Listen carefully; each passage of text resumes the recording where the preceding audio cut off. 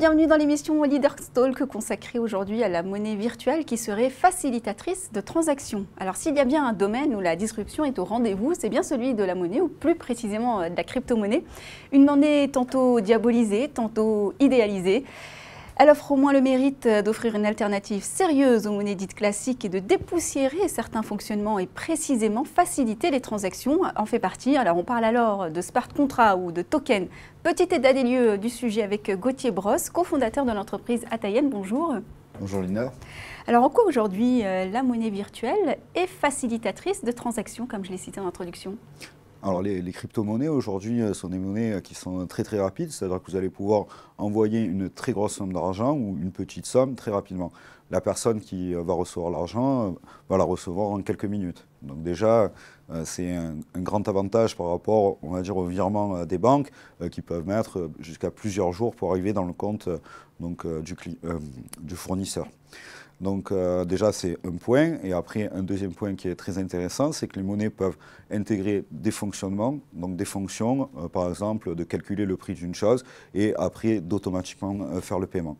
Et le dernier point, c'est le coût, c'est des coûts qui vont de quelques centimes à quelques euros. Alors que sur un virement, les coûts peuvent être astronomiques, notamment quand c'est des virements internationaux. Donc c'est une concurrence sérieuse aux banques. C'est une concurrence sérieuse aux banques, oui. Quels sont aujourd'hui les secteurs qui sont susceptibles d'être avantagés par ce type de monnaie ? Alors, tous les secteurs peuvent être touchés. On peut parler par exemple de l'immobilier, que ça pourrait faire justement des registres de transactions immobilières. On peut parler aussi des assurances, on peut parler de la publicité, donc le sujet que nous traitons chez Atayen Incorporated. Sinon, à peu près tous les sujets, jusqu'aux petits commerçants du coin. Alors, on a cité aussi en introduction le smart contract. Déjà, est-ce que vous pouvez le redéfinir en deux mots? Et est-ce qu'il a vocation finalement à se développer sur le long terme? Alors, le smart contract, c'est une des spécificités de l'Ethereum et d'autres crypto-monnaies. Par exemple, je crois que le projet Tezos envisage d'intégrer les smart contracts.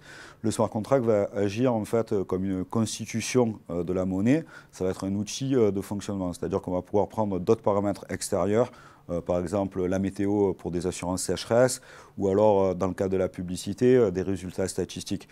Ce smart contract-là va agir donc comme une fonctionnalité qui va calculer quel est le montant qui doit être payé donc à la personne qui a fourni le service, ou par exemple déclencher le paiement dans le cas d'une assurance, s'il n'a pas plu pendant 30 jours, que la météo, un service de Météo France par exemple, va envoyer l'information, et à ce moment-là, je crois que c'est la police d'assurance, que le paiement de l'assurance va être effectué directement.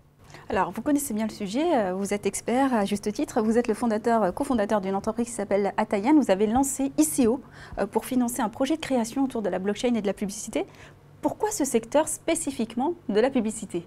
Alors, nous, on s'est intéressé à la blockchain et donc au marché de la publicité parce que nous avons une société qui date depuis 2014, un projet qui date depuis 2008 que nous avons fait avec Stéphanie Clément et qui vise à améliorer les pages Facebook. Donc, nos clients sont intéressés par les offres de publicité, donc on a essayé de travailler un sujet qui pourrait intéresser notre communauté d'utilisateurs. Donc, connaissant très bien les secteurs, les enjeux et les besoins, il nous est paru opportun de traiter ce sujet-là. Alors le problème de la crypto-monnaie, c'est quand même son image aujourd'hui dans la société. Qu'est-ce que vous répondez à celles et ceux qui finalement remettent en cause son éthique et quel impact sur son évangélisation ? Alors déjà, on parlait d'évangélisation, peut-être qu'il y a eu une diabolisation de la crypto-monnaie justement par les médias parce que comme quelque chose de nouveau, ça fait peur. Comme quand Internet est sorti ou n'importe quel, même le vaccin à l'époque, n'importe quelle innovation apporte son lot de diabolisation. Et donc c'est vrai qu'il y a des gens qui craignent un peu la crypto-monnaie. On pourra parler notamment des banques que vous avez pu citer préalablement, mais il y a aussi l'État qui voit un manque de contrôle. Donc c'est vrai qu'il y a des problèmes qui vont se poser. Et vous parliez d'éthique, il y a peut-être une éthique notamment pour le paiement des charges sociales pour les employés, pour le paiement des taxes. C'est quand même ce qui fait vivre l'État. Donc je pense que dans l'avenir, une réglementation va intervenir, une réglementation sera bonne pour garder toujours cet aspect social et que ça ne devienne pas du grand n'importe quoi et que les services publics ne tombent pas non plus. Le but est d'évoluer, donc de monnaie, comme on va dire, des géomonnaies, c'est-à-dire quand on va aller aux États-Unis, on va acheter du dollar, à des monnaies qui vont être plus fonctionnelles et qui vont tendre à disrupter donc des secteurs de l'économie tels que la publicité ou alors l'assurance ou l'immobilier, etc., etc. Donc pour vous, il faut laisser le temps au temps. Voilà, il faut laisser le temps. Comme toute chose, elle va tendre naturellement à s'équilibrer. Aujourd'hui, vous avez 1 million de personnes et 4 millions d'entreprises qui utilisent vos applications. Comment vous comptez aujourd'hui les convertir à la crypto-monnaie? Alors pour les convertir à la crypto-monnaie, la première des choses qu'on a fait, c'est un wallet. Donc un wallet, c'est un portefeuille électronique qui permet de stocker et d'échanger de la monnaie. Donc on essaye de faire un système qui soit le plus simple possible au départ. Et après, nous allons ajouter pas à pas des fonctionnalités afin de les former à l'utilisation. Donc là, la première des choses, c'est déjà de leur fournir l'outil qui va leur permettre de faire des transactions. Et ensuite, après, développer les fonctionnalités qui vont du coup un peu révolutionner leur usage de consommation de publicité ou de diffusion, suivant qu'ils soient éditeurs ou annonceurs. Alors, tout à l'heure, on parlait d'ICO. Quels en sont les enjeux sur le long terme? Déjà, premier point. Et deuxième point, finalement, qu'est-ce que vous répondez à celles et ceux qui crient à la bulle spéculative s'agissant de crypto-monnaies? Alors, les enjeux des ICO, c'est de pouvoir donner les moyens à des projets de se développer. Donc, c'est des enjeux de pouvoir faire naître peut-être demain le nouveau Google ou le nouveau Facebook. Donc, l'enjeu des ICO, c'est de pouvoir donner les moyens à des gens qui ont envie de travailler et qui ont un projet, de pouvoir l'effectuer dans de bonnes conditions. Après, pour ceux qui crient à la bulle spéculative, je répondrai que toute raison gardée par rapport à l'immobilier ou le secteur, par exemple, des actions, ça reste très petit aujourd'hui. Ce n'est pas énormément utilisé.